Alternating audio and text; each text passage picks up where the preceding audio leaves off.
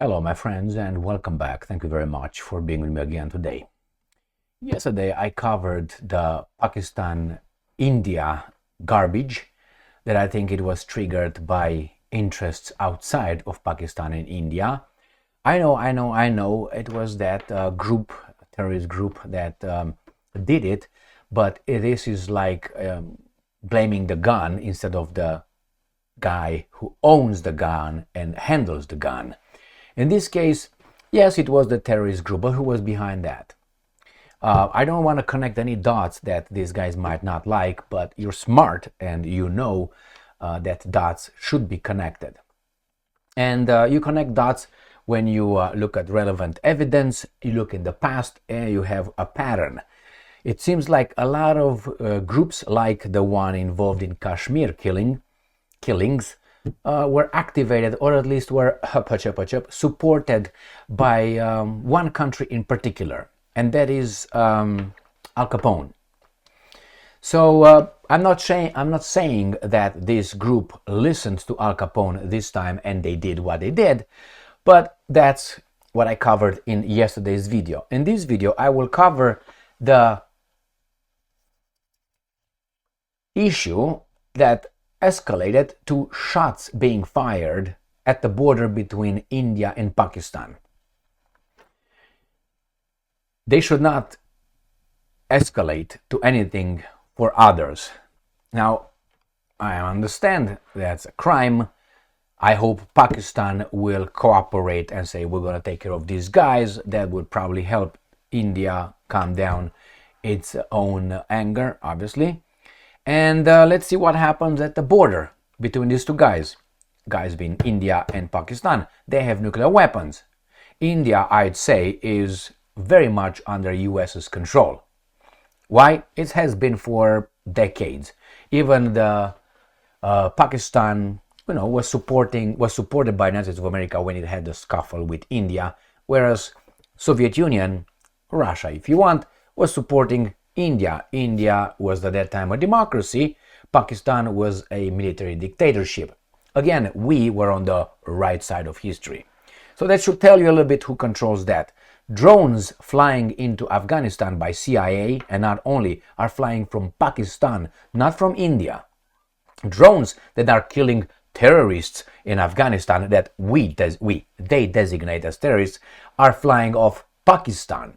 Pakistan is one of the, if I remember correctly, one of the three biggest recipients of military aid from Al Capone, which is Israel, Egypt, and Pakistan. So that tells me kind of like is owned by the military junta, Pakistan. I know it has a democracy, people vote, people get elected, but if the military tomorrow says we go left, Pakistan goes left. Even if these guys say, the politicians, we're going to go right. Pakistan needs to grab those guys and take care of them. We'll see if they do that. At this point, we have exchange of fire at the border. Could escalate. Who benefits? You know. The guys who want India to follow orders, and that is United States of America. Russia Today. Gunshots reported at India-Pakistan border. India has accused Pakistan of violating the ceasefire along the line of control in the Kashmir Valley for the second time in 2 days as tensions rise further. The Indian Army reported on Saturday firing by Pakistani forces from multiple posts from across the line of control, the de facto boundary between the two countries, according to a defense official cited by the media. Tensions between India and Pakistan have surged after a fatal attack in the Indian-administered Kashmir region resulted in the death of 26 people earlier this week. And I'm quoting, on the night of April 25 to 26, unprovoked small firing was carried out by multiple Pakistan army posts all across the line of control LOC in Kashmir. No casualties were reported. Now, no casualties were reported. The resistance-front military group believed to be linked with Pakistan-based Lashkar-e-Taiba has reported claims responsibility for the attacks on Tuesday. So these guys right here, the resistance front, a military group, claimed responsibility for the attacks on Tuesday. Now, they are talking about these guys right here. All right? Prompting New Delhi to accuse Islamabad, the capital of Pakistan, of supporting cross-border terrorism. Pakistan has denied any role in the attack. Do something about it. Instead, accused New Delhi of oppressing the region and its majority Muslim population. India and Pakistan have implemented extensive measures against each other in the wake of the incident, exacerbating already strained diplomatic and trade relations. Now, I'm sorry, I'm not versed in Pakistan and India's ethnic composition. From what I know, India is composed, and I have to put it differently. A lot of people say the Indians and the Pakistanis are the same people. It's just the religion that divides them. Well, I think that's part of the truth. I know that India has a lot of tribes of different kind of ethnicities, as far as I remember. They even had the Aryans in the north.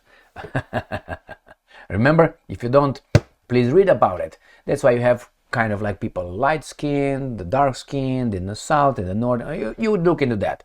Now, it would be very imbecilic from the get-go. Same people being at war with one another because they have a different religion. After all, religion is supposed to be, unifying people around a same symbol, which should be love. Now, I never thought that love, because if you look at, I would say every religion, they have basically the same principles. Don't steal, don't do this, don't do that. In general, they're all the same. The same God is going to come and help us, and if you do bad things, going to be punished. If you do good things, like a parent. Right? So in this case, it's just because he has the different ones, that guy, or guys, whatever you want to call them, it shouldn't go at it. The partition of Pakistan, or how you want to call it, Pakistan and India,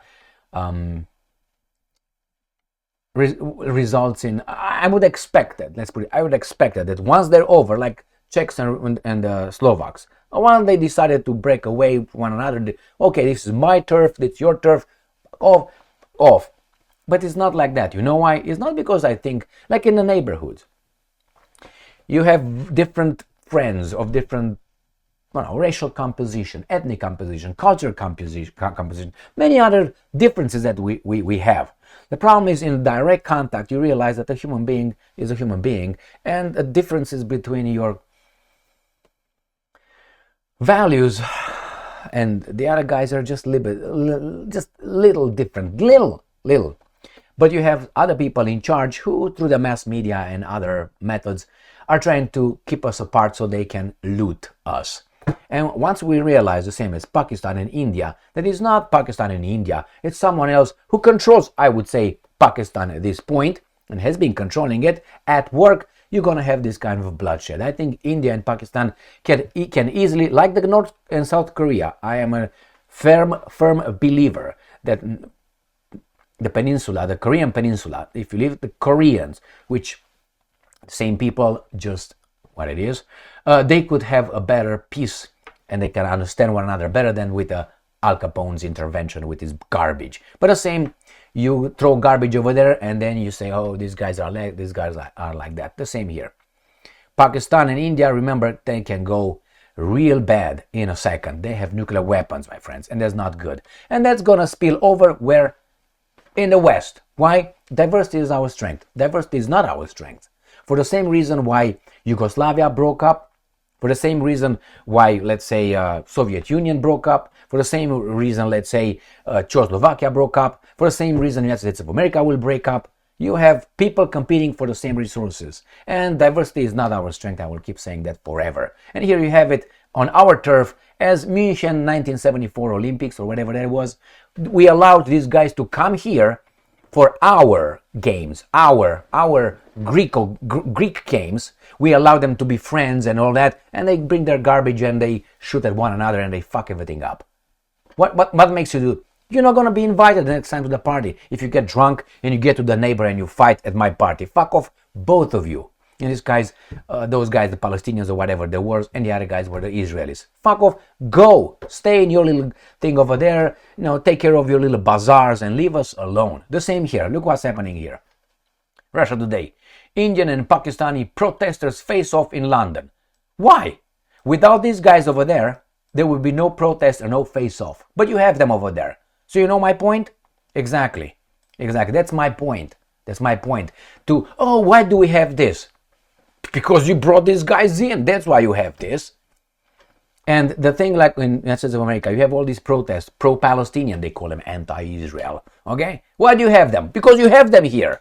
Otherwise, they would be over there. Not here, over there. But they bring their things here. That tells you the allegiance to some extent. You can't ask people not to have passions, but hey, you're on my turf. Oh no, that's not your turf anymore because I'm as you are. I'm an American.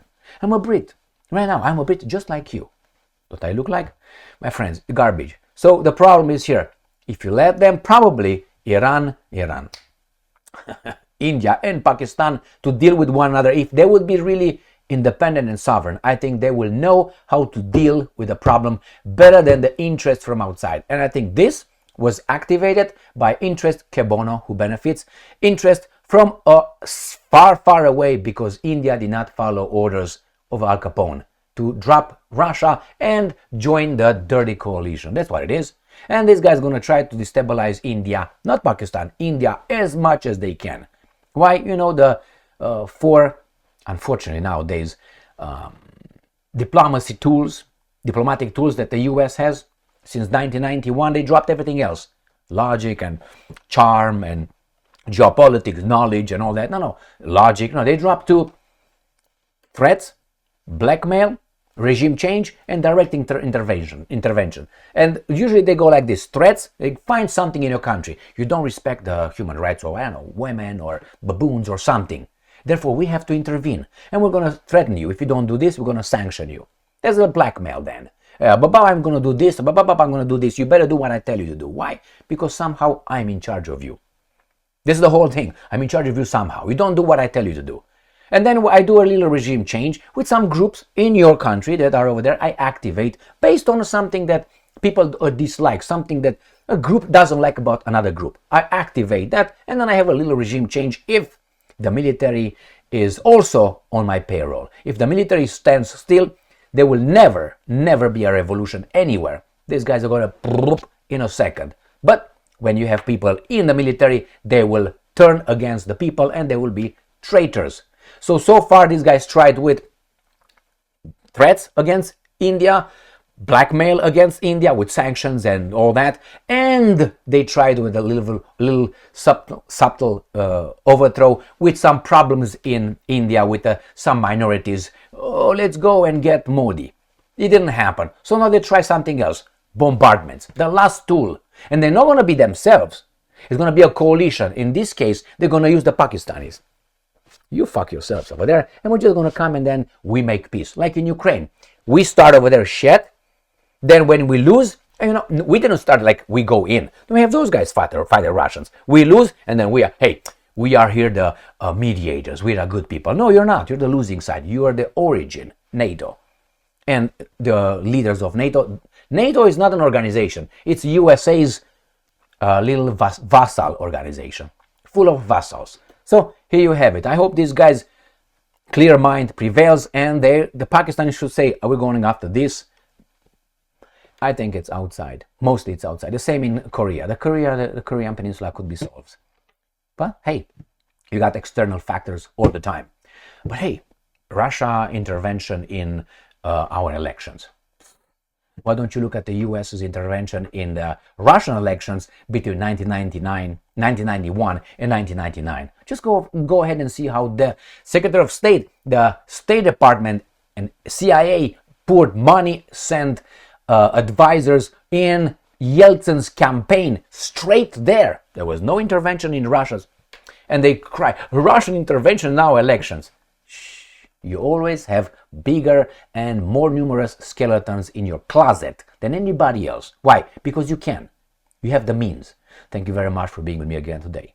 Stay strong, stay smart, look for the truth, and be just.